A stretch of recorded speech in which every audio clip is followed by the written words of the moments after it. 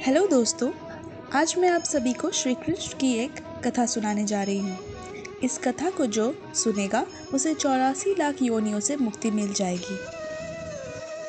कथा सुनने से पहले आप मेरे चैनल को लाइक, शेयर और सब्सक्राइब करना ना भूलें।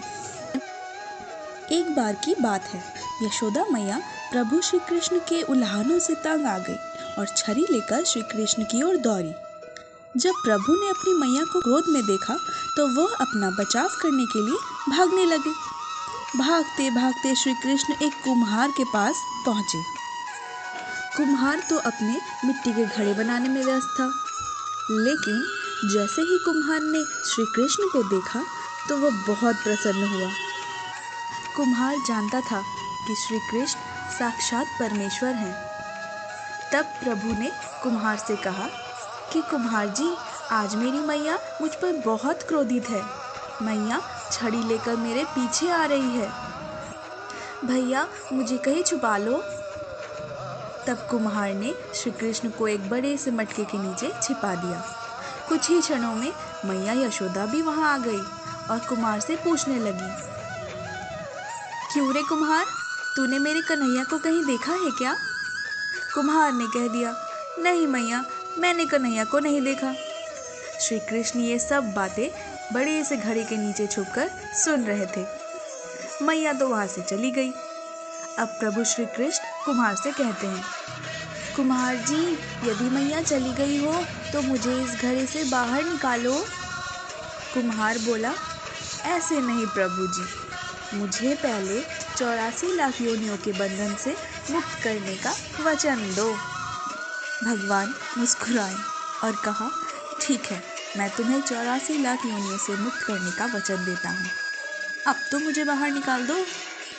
कुम्हार कहने लगा, मुझे अकेले नहीं प्रभु जी, मेरे परिवार के सभी लोगों को भी 84 लाख योनियों के बंधन से मुक्त करने का वचन दोगे तो मैं आपको इस घड़े से बाहर निकाल दूंगा।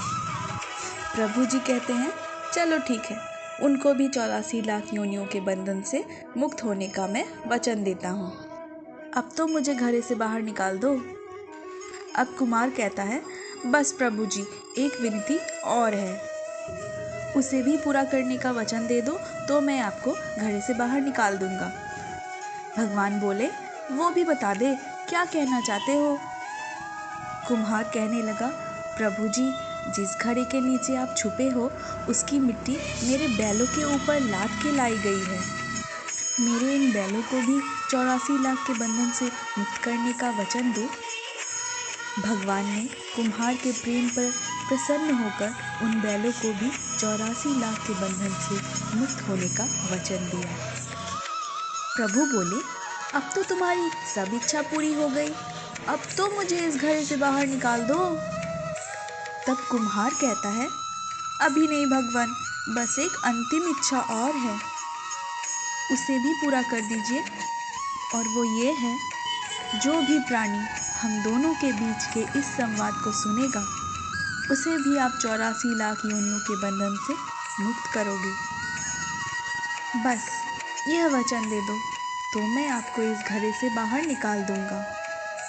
कुम्हार की प्रेम भरी बातों को सुनकर प्रभु श्री कृष्ण बहुत खुश हुए और कुम्हार की इस इच्छा को भी पूरा करने का वचन दिया। फिर कुम्हार ने बाल श्री कृष्ण को घड़े से बाहर निकाल दिया। उनके चरणों में साष्टांग प्रणाम किया, प्रभु जी के चरण धोए और चरणामृत पिया। अपनी पूरी झोपड़ी में चरणामृत का छिड़काव किया और प्रभु जी को गले लगाकर इतना रोए कि प्रभु में ही विलीन हो गए। जरा सोच करके देखिए, जो बाल श्री कृष्ण 7 कोस लंबे चौड़े गोवर्धन पर्वत को अपनी छोटी उंगली पर उठा सकते हैं, तो क्या वो एक घड़ा नहीं उठा सकते थे? लेकिन बिना प्रेम रीझे नहीं नटवर नंद किशोर।